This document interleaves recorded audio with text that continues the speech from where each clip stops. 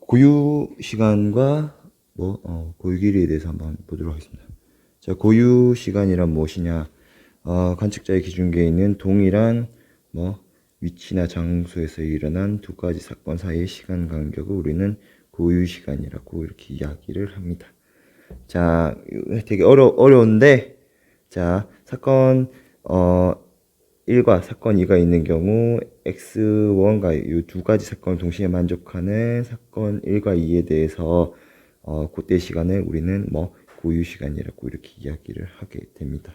자, 무슨 말인지 알겠습니까? 자, 그리고 역변환에 의해서 사건 1'과 사건 2', 그러니까 우리가 이제 이 사건 사건 1과 사건 2가 발생했을 때 이 사건을 이제 S가 볼 때는 X1, T1 이렇게 관측할 거고 X2, T2 이런 식으로 관측할 건데 S 프라임이 관측할 때는 S 프라임이 관측할 때 X1 프라임, T1 프라임 그다음에 1번 사건을 그다음에 2번 사건을 X2 프라임, T2 프라임 이런 식으로 관측을 하게 된다는 것입니다.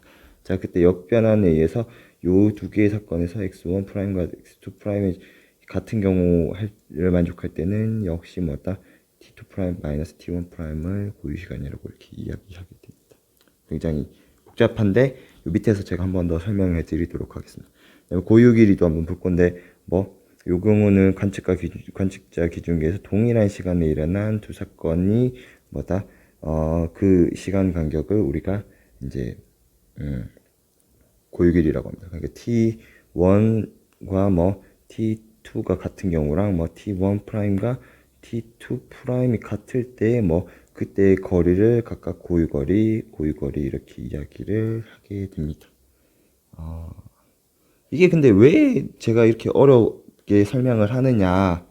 자, 무슨 말이냐면 왜 두 개의 값 중에서 하나의 값, 그러니까 x가 같든지 x1이 x2든지 그다음에 x2 프라임이 x1 프라임이 x2 프라임이든지 그다음에 t1이 t2든지 t1 프라임이 t2 프라임이 되어야 되는지 왜 이런 값들 중에 하나가 이렇게 같아야 되는지 우리가 이제 알려면 이제 로렌츠 변환에 대해서 조금 알아야 됩니다. 로렌츠 변환에 대해서 조금 설명을 해드릴 건데 이게 되게 어려운 내용은 아니고 여기 보시면은 우리가 측정하는 x라든가 t라든가 이런 값들은 아까도 이제 앞 시간에서도 설명했듯이 x와 t에 이제 얽혀 있는 함수 값이라고 이제 두 개가 같이 각각 포함하는 함수라는 걸 알 수가 있죠. 그리고 t 값도 많이 하면은 이 t와 x 값이 같이 연결되어 있는 함수라고 보시면 됩니다. 그리고 여기서도 마찬가지로 t와 x와 t는 x 프라임과 t 프라임, 그 다음에 t 프라임과 x 프라임 값이 같이 얽혀 있는 그런 상태라고 보시면 됩니다. 그러니까 우리가 측정하는 위치라는 것은 여기 나와 있죠. 우리가 측정하는 위치라는 것은 시간과 얽혀 있기 때문에 시공간이라고 우리가 표현하죠. 이 시공간이라고 이렇게 이야기하는데 시간과 공간이 얽혀 있기 때문에 이 측정하는 시간, 위치라는 것은 측정하는 시간에 따라 그 값이 다르게, 그 시간 값이 다르게 측정이 될 수 있다는 겁니다.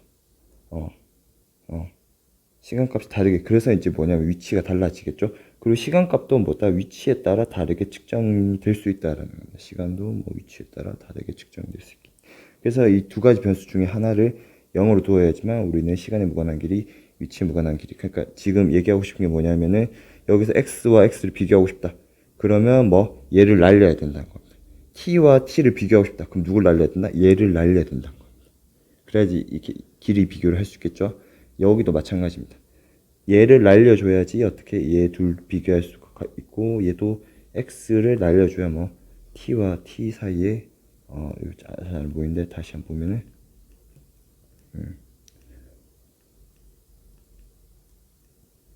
t와 t 값을 이렇게 구하려면은 이 값이 없어져야지 비교가 가능하다라고 이렇게 볼 수 있다는 겁니다.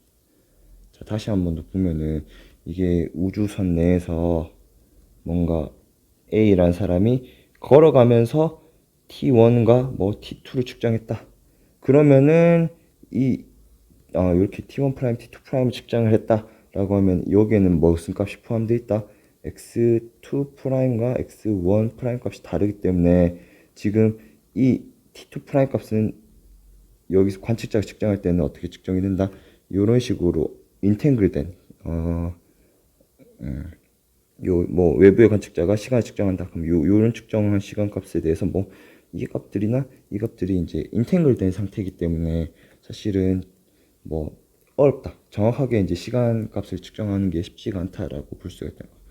이해 갔나요? 그래서 요때 위치 측정한 t1 값이랑 요때 걸어가면서 측정한 t2 값은 어떻다? 이게 우리가 쓰기가 매우 어려운 그런 값이라는 걸 알 수가 있습니다. 그래서 우리는 뭘 한다? 둘 중에 하나의 값을 같게 만들어 준다라는 겁니다. 자, 되겠죠? 그래서 이제 예시를 보면 조금 이제 설명하기가 쉽습니다. 자, 고유 시간 한번 볼 건데 이제 우리 앞 시간에 한 거 다시 한번 더 볼 건데 자, 고유 시간에 우리가 t0라고 이렇게 두겠죠. t0 값이라고 이렇게 둘 건데 지금 s 프라임 좌표계에서 뭐다? 요 사람 여자는 계속 뭐다? 정지해 있는 사람이 되겠습니다. 그러니까 지금 뭐냐면은 요 이벤트를 관측할 때 이 여자가 관측했을 때 뭐 x1 프라임 값과 x2 프라임 값은 같은 값이 되게 됩니다. 이 여자가 측정했을 때.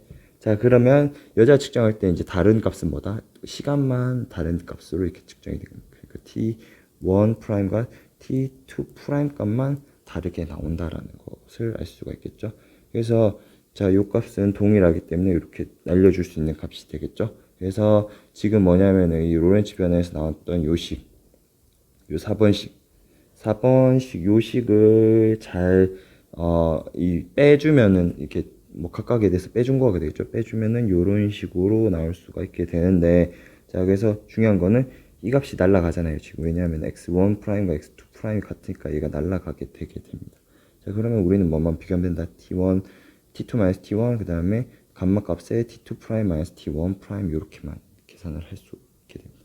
자, 이때 이렇게 해서 뺐고 그 다음에 우리는 요 값의 관계만 잘 적으면 쉽게 계산을 할 수 있겠다라는 거고 정리한 값은 이런 값이 나올 수 있게 되겠죠.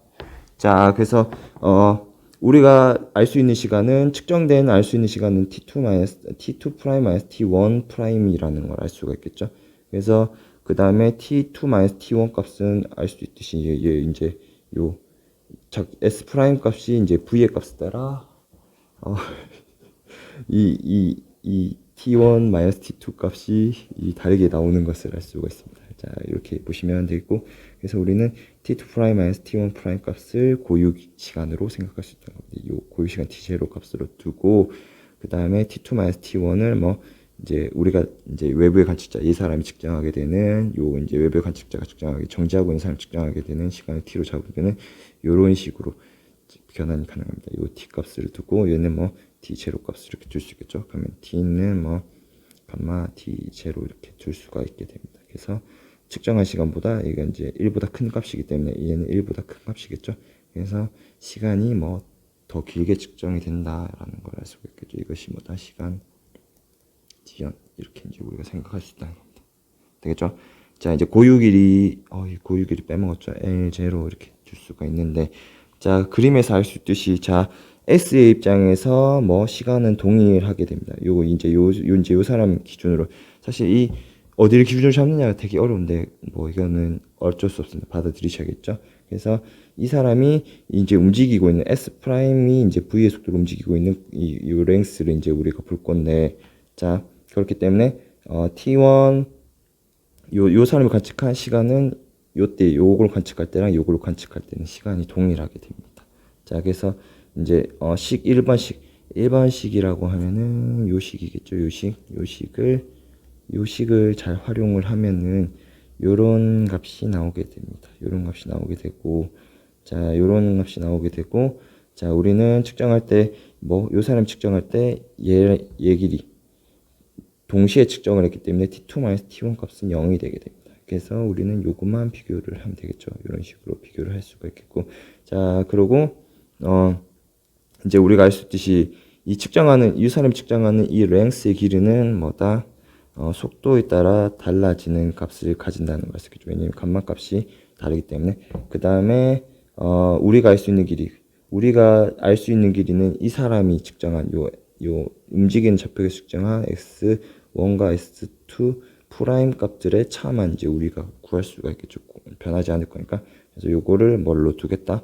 x 고유제로 l0 값으로 이렇게 둘 수가 있다는 겁니다. 그럼 얘는 뭐 l0로 둘 수 있겠고, 감마 값을 넘겨줄 수 있겠죠. 감마 값을 넘겨주고 얘를 l이라고 치면은 뭐 어떻게 요 식에서 알 수 있는 거는 l은 뭐 감마분의 l0 이런 식으로 둘 수 있다는 겁니다. 자, 그래서 이게 뭐다? 길이 수축이다. 이렇게 이제 우리가 이야기할 수 있다. 되겠죠? 하여튼 여기서 중요한 건 뭐다? 중요한 건 뭐냐면은 둘 중에 하나, 뭐 두 개 중에 x든 t든 x 프라임이든 t 프라임이든 하나는 동일하게 측정이 돼야 되는, 똑같은 시간, 뭐 똑같은 뭐 공간, 이렇게 이제 나와야 된다는 겁니다. 이게 이제 중요한 내용이 되겠죠. 자, 그 다음에 이제 마지막으로 자, 미온의 입장에서 한번 볼게요. 미온의. 자, 미온 이제 우리가 이렇게 봤는데, 이제 이게 실제로 미온은 여기 보시면은 미온은 대기의 3km 근방에서 생성이 되며, 자, 0.98c의 속도로 지구를 향해 가고 있습니다. 자, 그리고 미온의 평균 수명은 2.2 마이크로 세컨드입니다. 자, 0.98c에서 이제 속도로 지구를 향해 가고 있기 때문에 감마 값은 얼마가 된다? 5.003 값이 나온다고 합니다. 이거는 그냥 집어넣으면 되겠죠. 루트 뭐 2-2제곱분의 v제곱분의 1 값이 감마기 때문에 이 값을 집어넣으면은 요렇게 나오게 된다고 합니다. 자, 여기서 이제 시간 지연으로 물체를 푸는 경우 한번 볼게요. 자, 관찰자, 지상의 관찰자가 보는 경우에는 자, 요 경우랑 똑같은 경우라고 보면 되겠죠. 왜냐면은 자, 볼게요. 요 경우랑 왜 똑같으냐? 자, 뮤온이 얘예요. 뮤. 이제 그냥 뮤온이 이렇게 뮤온이 됐고, 뮤온이 어떻게 된다? 여기서부터 이쪽으로 쭉 가는 경우라고 보면 되겠죠. 몇 킬로 가야 된다? 3km를 가게 되겠고, 그때 시간을 뭐 발생될 때 시간을 t1 프라임, 그 다음에 이제 뭐 죽을 때 시간, 수명 2.2 마이크로 세컨드가 지났을 때 시간을 t2 프라임이라고 보면은 이제 요 이동하는 거를 뭐 이 사람이 관측했을 때의 시간을 우리가 이제 관측한다, 이렇게 보면 되겠죠. 그래서 이 그림은 뭐랑 똑같다? 지금 요 그림이랑 똑같다라고 생각하면 됩니다. 아까 앞에서 풀었던 거랑 똑같이. 자, 그래서 지상의 관측자가 보는 것은 아까 앞에서 본 예시와 동일하게 생각을 할 수가 있습니다. 그래서 뮤온의 좌표계에서 보면 뮤온은 정지해 있는 것은, 뮤온의 좌표계, 이제 요 사람 입장에서 보면은 뭐 자기 자신은 정지해 있는 상태일 것이고, 자기의 수명은 t2-t1 프라임 값이 되게 됩니다. 자기는 정지해 있고, 뮤온 좌표계에서 봤을 때 본인은 정지해 있고, 그다음에 뭐 시간만 이렇게 달라지는 것을 알 수가 있겠죠. 그래서 이렇게 값이 나온다는 것을 알 수가 있습니다. 그때 이제 요 값은 t2-t1 값은 얼마? 2.2 마이크로 세컨드라고 쓸 수 있겠죠. 그래서 우리가 앞에 썼던 식을 그대로 써주면은 뮤온에서 관측한 뭐 뮤온의 수명 요 값은 2.2 마이크로 세컨드라고 쓸 수 있으면, 지구의 정지한 관측자가 측정한 2.2 마이크로 세컨드는 이제 시간 지연에 의해서 이런 식으로 나왔었고, 뭐 5.03 곱하기 2.2 마이크로 세컨드를 써서 11.1 마이크로 세컨드라는 걸 알 수가 있습니다. 그러니까 지금 여기서 이제 실제로 뭐 이제 뮤온의 입장에서는 2.2 마이크로 세컨드의 시간이 걸렸지만, 우리가 이 2점 외부의 관측자가 봤을 때는 2.2 마이크로 세컨드를 얼마나 보게 됐나? 11.1 마이크로 세컨드라는 시간으로 관측을 하게 된다는 겁니다. 자, 그렇기 때문에 이제 0.98의 속도로 이동하는 뮤온이 이제 3km를 가기에는 충분한 시간이다라는 건 뭐냐면은, 실제로 이제 우리 정지하고 있는 사람을 관측했을 때는 뮤온의 평균 수명이 11.1 마이크로 세컨드이기 때문에 어떻다?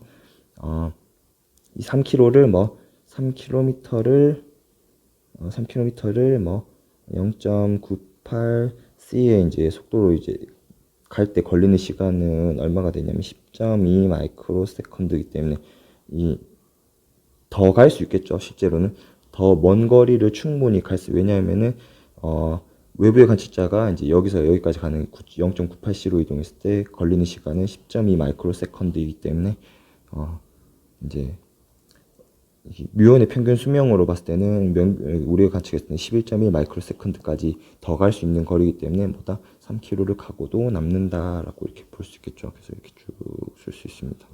되겠죠? 자, 그 다음에 길이 수축. 문제를 푸는 경우, 요거는 조금 더 어려운데, 요거는 인버스 역변환이라는 거를 또 생각을 해야 됩니다. 이 미혼의 입장에서 이제 봤을 텐데, 얘랑 비슷한데 조금 다른 경우라고 볼 수 있는 게, 지금은 뭐다, 미혼의 입장에서 뭘 바라보는 거냐면 이 자를 보는 것이 아니고 요 사람이 들고 있는 자를 이렇게 보고 있다고 생각하면 됩니다. 그 길이가 얼마가 된다? 3km가 되는 자를 뭐 이 미혼이 보고 있다, 이렇게 보시면 된다. 자, 이해갔나요? 자, 그래서 이 3km 외부에 있는 3km의 자를 이제 뭐 이 움직이고 있는 미온이 관측한 거다, 이렇게 생각을 하면은 뭐다 쉽게 이해할 수 있겠죠. 그러면 미온 이 입장에서 미온 요 S 프라임의 입장에서는 뭐다, 이 자가 어떻게 움직일 거다, V의 속도로 자기에게 다가온다고 볼 수 있겠죠. V의 속도는 0.98 C만큼의 속도로 자기에게 오고 있다라고 생각할 수 있다는 겁니다. 이것이 우리가 얘기하는 역변한 관계겠죠. 역변한 한 관계가 되겠죠. 그래서 0.98C로 본인에게 3km에 해당하는 자가 오고 있다라고 생각을 할 수 있다라는 겁니다.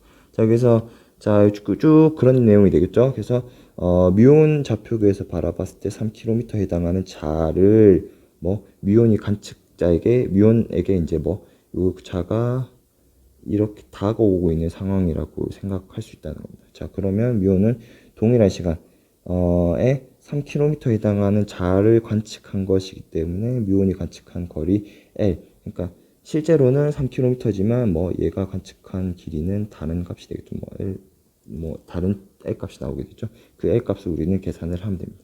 그래서 우리가 식삼을 잘 쓰면 요렇게 우리는 이 역변환 관계를 쓸 수 있게 됩니다. 그래서 역변환 관계의 식을 적당하게 써주면 이런 식이 나오는 것을 알 수가 있겠고, 자, 이제 지금 중요한 게 뭐냐면 미온의 입장에서 미온이 이렇게 있다 치면은 밑에 보시면은 미온이 이렇게 있으면은 미온이 관측한 뭐 이